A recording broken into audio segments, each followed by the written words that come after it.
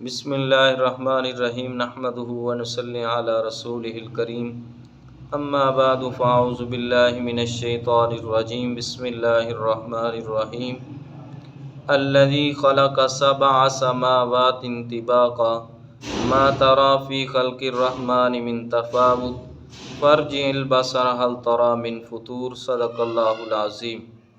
الذی خلق سبع سماوات طباقا، اللہ وہ ذات ہے جس نے 7 آسمان بنائے ایک کے اوپر دوسرا۔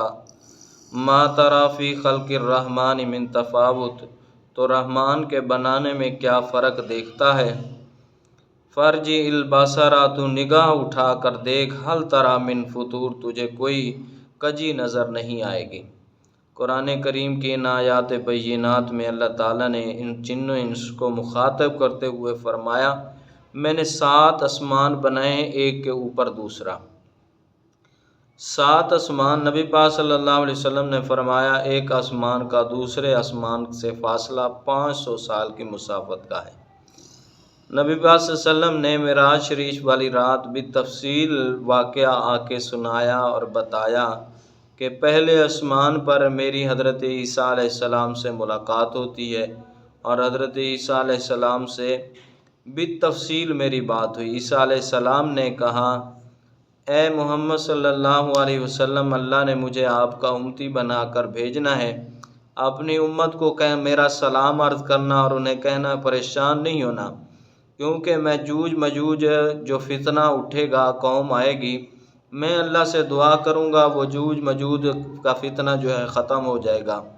دجال کو میں امام مہدی علیہ السلام کے ساتھ مل کر لد کے مقام پر ماروں گا، جو فلسطین کی سرزمین ہے، وہاں پر اسے قتل کر دوں گا، اور میری شادی ہوگی اور میرے بچے ہوں گے، اور آپ کے ساتھ جو ہے میری قبر جو ہے بنائی جائے گی، میرا روضہ پاک بنایا جائے گا۔ تو اللہ تعالیٰ نے 7 آسمان، یعنی ہر آسمان پر نبی پاک صلی اللہ علیہ وسلم کا ایک ایک نبی نے 2 نبیوں نے استقبال کیا، ایک کے بعد ایک کے اوپر دوسرا آسمان۔ ما تری فی خلق الرحمن من تفاوت، تو رحمان کے بنانے میں کوئی فرق دیکھتا ہے، نہ تو آسمان میں کوئی سوراخ ہے، نہ کوئی ٹیڑھا پن ہے، بغیر ستون کے اللہ تبارک و تعالیٰ نے آسمان کو کھڑا کیا ہوا ہے۔ فارجع البصر، اللہ نے فرمایا میرے بندے اے جن و انس، نگاہ اٹھا کر دیکھو، تمہیں کوئی اس میں کجی نظر آتی ہے؟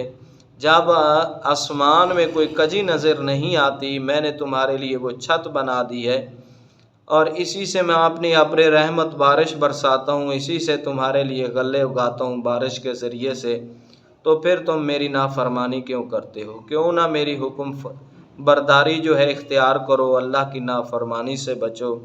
اللہ تبارک و تعالی ہمیں عمل کرنے کی توفیق نصیب فرمائے۔